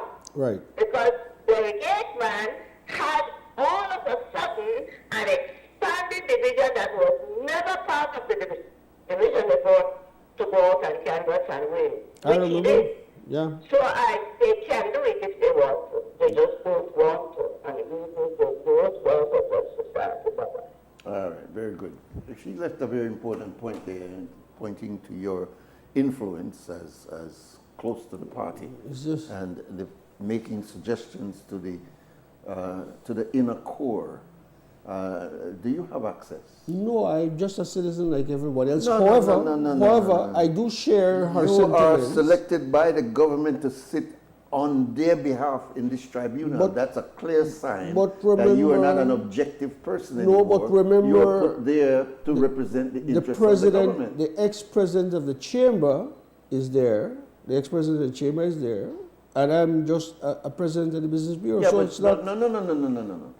The ex-president, Mr. Blake, is representing the chamber. No, it's not. It's I just read it from the yes, news. but I'm saying to you, the tripartite organization, which includes government, workers, and employers. Yeah. The chamber is there as part of that three-legged stool. Right, but you are Right, there so- as a part of the government part of that three-legged But stool. I am also a part of... Labor is represented by Mr. Martinez, business is represented by Mr. Blake, and government is represented by Mr. Turo Lizaraga, Mr. Magana, and then the person who is there Lindo. as the chair is Mr. Bill Lindo's son. And what I would say is political because clearly he moves in But that all political. three of you are political because you are going to be there, and I'm not trying to expose you or anything like that because you are who you are. I'm there. Everybody I knows was you. asked to. But you're not there. Don't. It's disingenuous to suggest that you are there not as an appointee of the government. I did not you are an appointee. did not say I wasn't appointed by the government. All right. What I'm saying is that I do not believe that there is a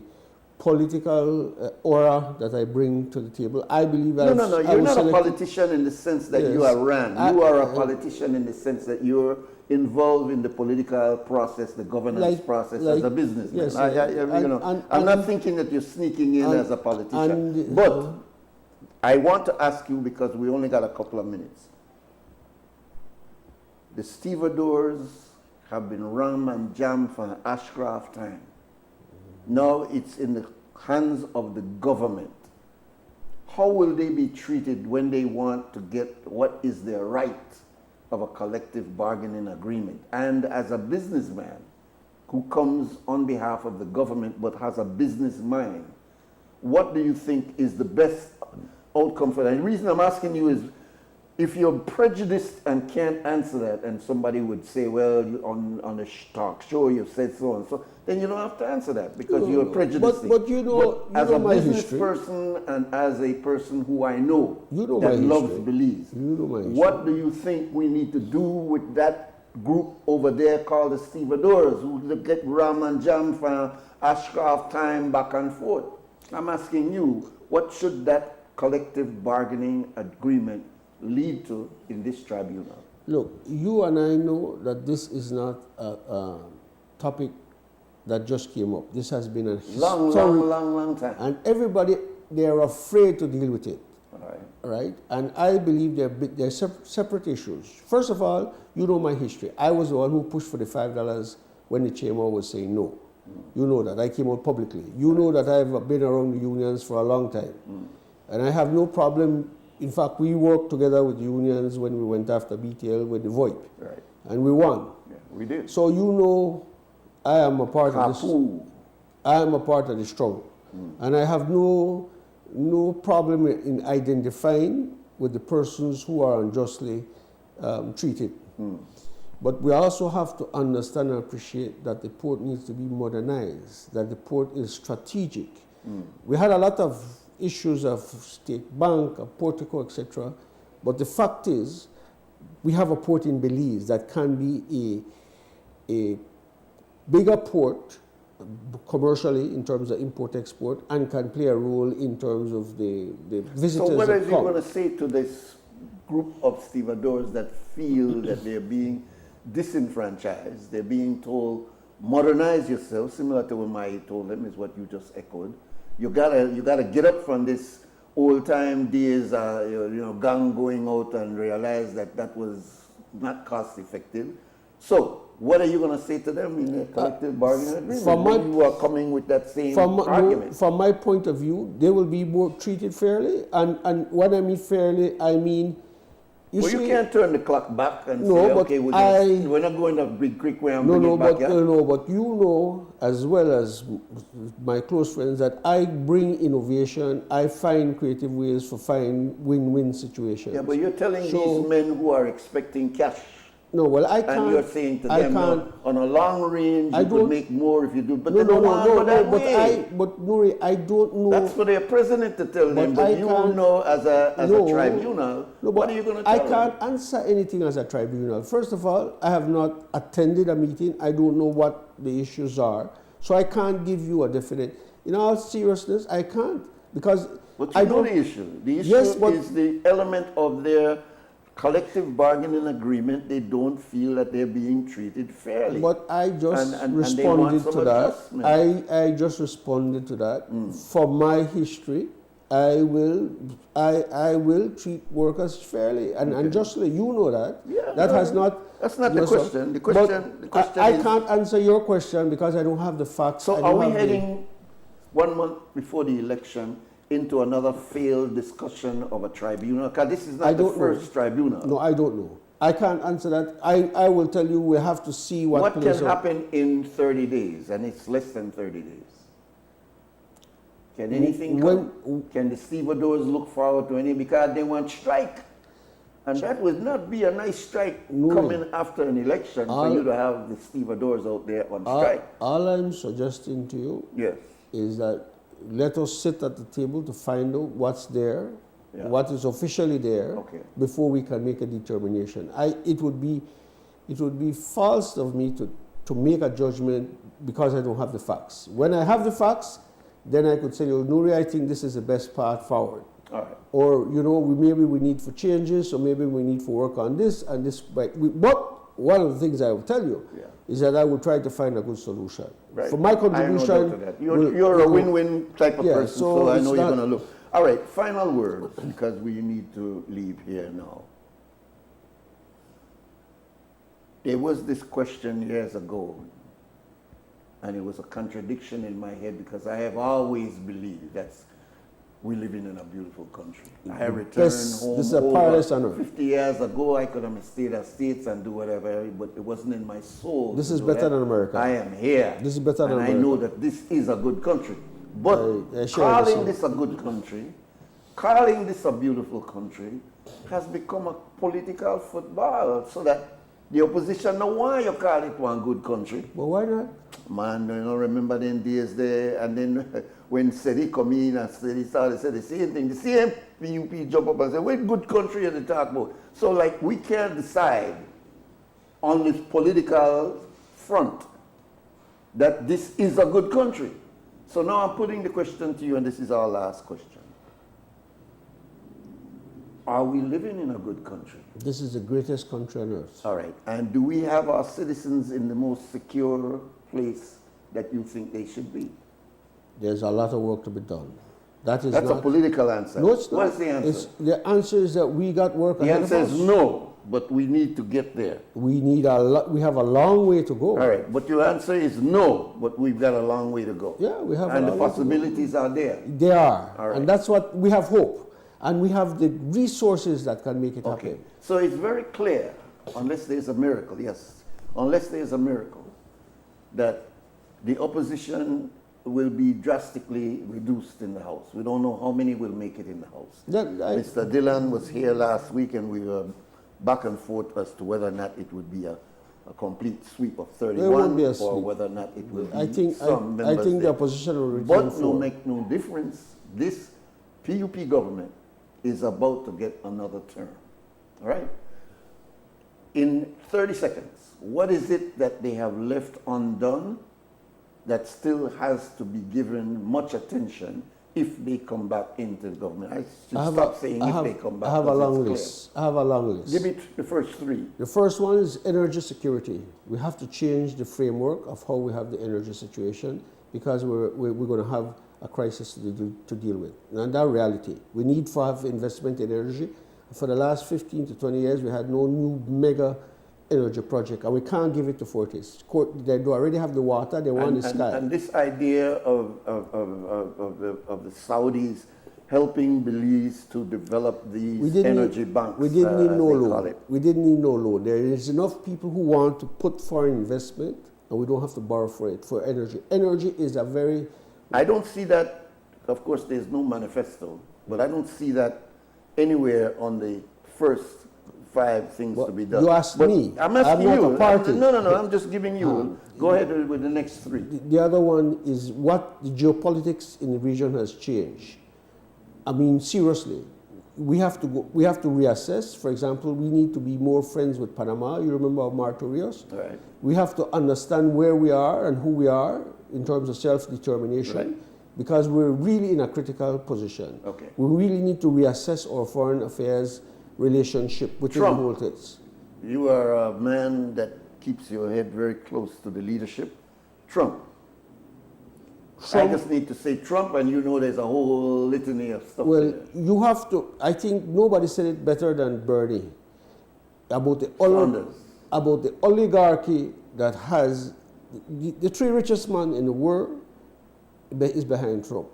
And one of them is already here. Elon Musk has his satellite above us. We should charge him money to put his satellite above Belize. So we have to understand that this geopolitics is going to radically, for example, people say, well, you know, Trump is for Guyana territorial sovereignty. Of course, because Exxon is his key guy. Exxon is the one making most of the money. Exxon stock will forever go up because of the Guyanese rich fuel base, right? So I'm saying to you, and that is another issue, a lot of these things that were fought for in terms of environment will be going to the wayside, because I'm certain that we'll do seismic testing on the outside. So you believe that we're going to come back to drilling again in Belize? Drill, baby, drill. And we drill, baby, build? Well, you said it.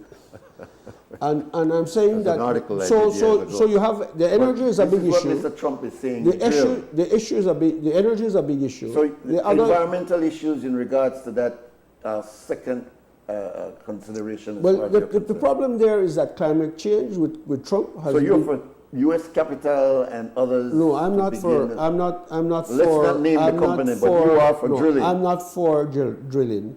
You're not for drilling. No, I'm for finding solutions that will make the people better, because if you drill but like the reason why Guyana is successful with this new oil find is because the fossil fuel is still the way to go. It's still, even though we're talking about alternative, it's still there. And what so you're saying now that we would have to create a new climate regime when it comes to you know, not using fossil fuel. No. I'm saying so then what going back to drill, do you think we should drill? But what you said is very key, because people want to believe that this climate change narrative is significant and substantive. With the new change in administration, the geopolitics has changed to the extent where oil is the reality and not solar panels, and not temporary. But it doesn't, the idea and the premise of the climate change thing was about Elon Musk selling cars with batteries made from China? Yeah. That was the idea. But changing the entire regime of not being so totally addicted to getting fossil fuel. Let me put it to you in a different way. But it's a 20, 30 year thing Yes, but let me put it to you a different way. What I'm saying is that in this new administration, they have to reassess looking for oil fields in Belize. So you would open up again for drilling? I'm not saying... Man, you're afraid to say that as a businessman? No, man. I'm saying that they have no choice. That they have to look to oil as a solution. I see. And hopefully they don't make the same mistake they made with the last agreement where just 11 people benefited. You mean B&E? Right. All right. I'll give you the last word, Turo, and maybe we need to... we need more time, obviously. But 30 seconds, please. Very short. Belize, a change. Sam Cooke song. Yes. A change is coming. Yeah, change must come. Must come. And that change is a new constitution that gives us the proper ability to govern ourselves. Give us the responsibility and give us our future in our hands. That did not happen in 1981. What And about that this new effort of your being and that part of- time has come. Okay. And you're expecting that your input with the PCC Well, will... that's not my input. I believe that the sentiments of the people, they want proper allocation of resources and want equity in government. They want people And power. you think that the PCC document will produce that? I think under the chairmanship, the current chairmanship at Chanona, he has done incredibly well in terms of... He's an honorable man, but I'm asking you whether that document presented to the powers that be will be accepted. That's my point. Immediately? No. But will it be accepted by the Belizean public? You mean kicking it down the road again? No, it won't. Can't you put provision in place to say that there is a time limit there that such and such will be done in such and such a time? That's prerogative of government. That's a businessman's way of approaching things. But that's rather prerogative. than that loose, yeah, happen. No, I believe the administration will implement many of the recommendations. For example, we could take one like the elected Senate. That's definitely going to happen. You think it's going to be an elected Senate? The amendment of not having anybody with a record not run, that will be implemented. I believe that there is a lot of amendments you could list off that will make. Can come. And you've seen it by the change in the money. You didn't get to that question. No, I didn't want to touch that. But that's an indication, of. So we're moving to a republic.